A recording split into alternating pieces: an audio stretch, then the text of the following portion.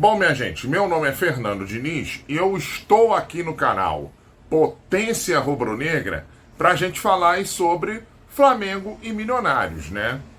Bom, se no primeiro jogo da fase de grupos contra o Milionários lá na Colômbia o Flamengo mostrou um futebol de centavos, dessa vez não. Dessa vez o Flamengo mostrou um futebol de bilhões, né? Porque o de milhões tal não serve para o Flamengo não, porque o Flamengo é um time com renda bilionária, já tem aí alguns anos, então a gente usa aí futebol de bilhões para o Flamengo, tá? Agora fica a pergunta, o seguinte, né?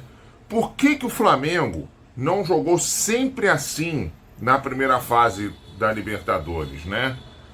Porque o Flamengo jogou muito bem contra o Bolívar e contra o Milionários, né? E jogou muito mal a maioria das partidas, né? Jogou muito mal contra o Milionários lá na Colômbia, jogou muito mal contra o Bolívar lá na Bolívia, mas esse jogo tinha uma explicação. E jogou muito mal, principalmente contra o Palestino lá no Chile. O jogo contra o Milionários você até admite um pouco, porque o Flamengo jogou a 2.600 metros de altitude, né? Então é um negócio um pouco mais complicado. O jogo contra o Bolívar, lá na Bolívia, também a gente entende, porque além de jogar a 3.800 metros, o Flamengo poupou alguns titulares. Agora o jogo contra o Palestino não dá para admitir não. Entendeu? Porque foi a nível do mar e o Flamengo realmente poupou futebol da sua torcida. Já no Maracanã, diante do Bolívar e diante do Milionários, o Flamengo não poupou futebol não.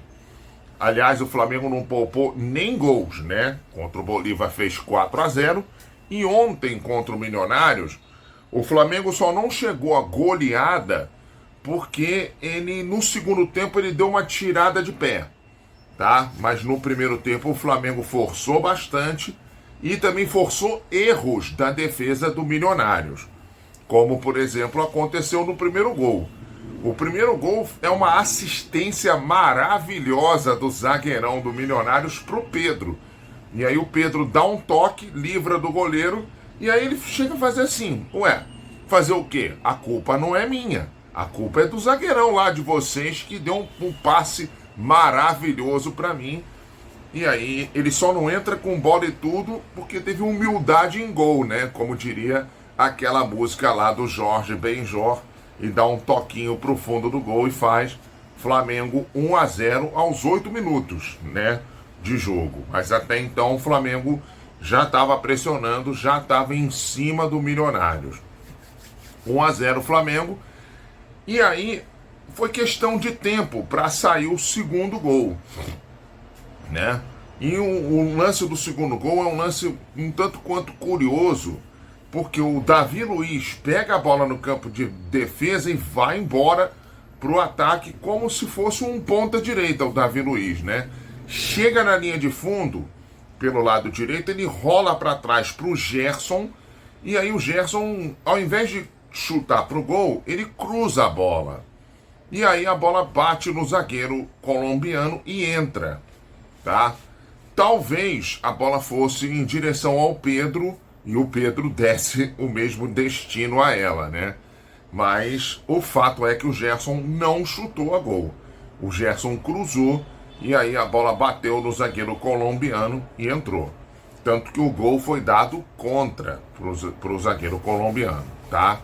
Flamengo 2-0. Só aí nos dois primeiros gols, duas grandes ajudas do sistema defensivo do Milionários. Para vocês terem uma ideia de como estava o Milionários ontem. O Milionários ontem estava no modo, tô fora, então, não estou nem aí pro jogo, tá? E aí realmente o Milionários ajudou bastante o Flamengo nessa classificação. E o Flamengo também se ajudou muito, né? O Flamengo continuou pressionando no primeiro tempo até que saiu o terceiro gol. O terceiro gol já é o Vinha em campo, tá?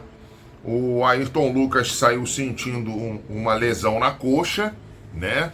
E aí o Vinha vem por dentro, né? Ele não recebe mais tanto pelo lado, pela lateral esquerda, né? Ele vem mais por dentro um pouco e dá um passe maravilhoso pro Pedro. E aí o Pedro só domina e dá aquele toquinho de bilhar, né? De pé direito no canto.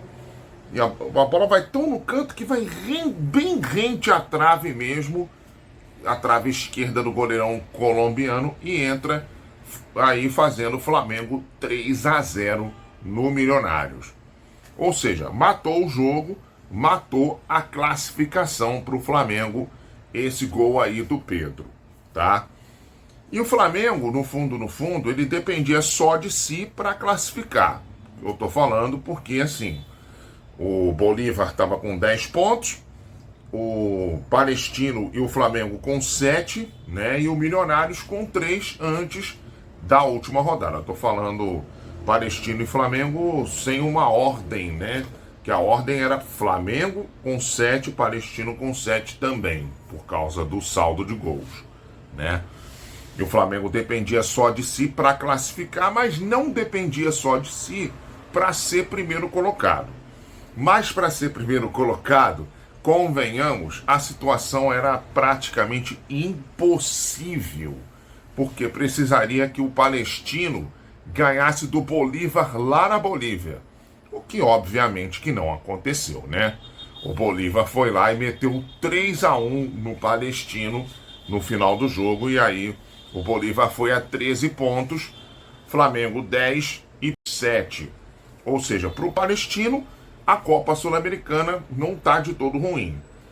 Para o Bolívar, primeiro lugar, maravilhoso, maravilhoso. Para o Flamengo, classificar em segundo num grupo desse não está muito legal não.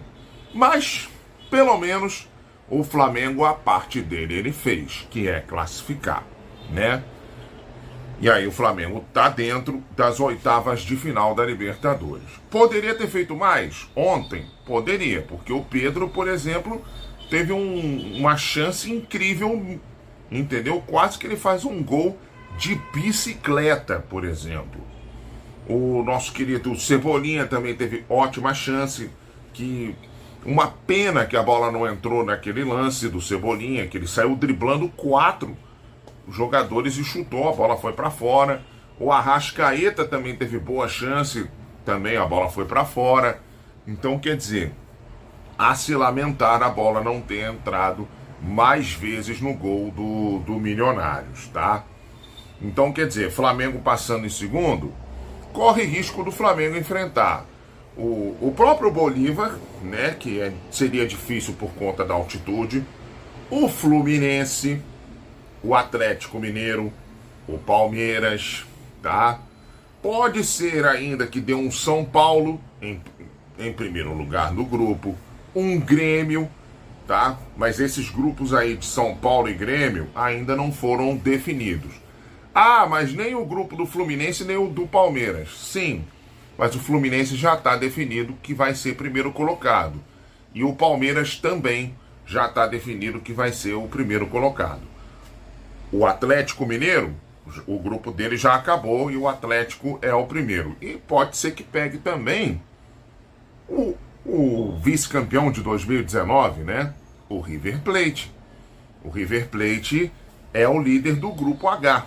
Então, quer dizer, o Flamengo provavelmente algum adversário difícil ele vai ter. Ah, mas se ele fosse primeiro colocado também, com certeza. Libertadores não tem jogo fácil não, tá? Mas sendo o segundo colocado, a chance de pegar um adversário difícil aumenta muito. Aí vão lembrar que no ano passado o Flamengo pegou o Olímpia do Paraguai e todo mundo comemorou. É verdade, o Flamengo pegou o Olímpia do Paraguai. E se não pegar, por exemplo, o River Plate e o Atlético Mineiro, Fluminense, Palmeiras, pode ser que dê um Nacional do Uruguai. E aí todo mundo vai comemorar e todo mundo pode ser que se dê mal depois. Porque o Nacional do Uruguai, ele pode não estar tendo grandes desempenhos há muito tempo, mas é um time de muita tradição em Libertadores, tá bom? Estou falando isso porque o grupo do River Plate ainda não está definido, tá?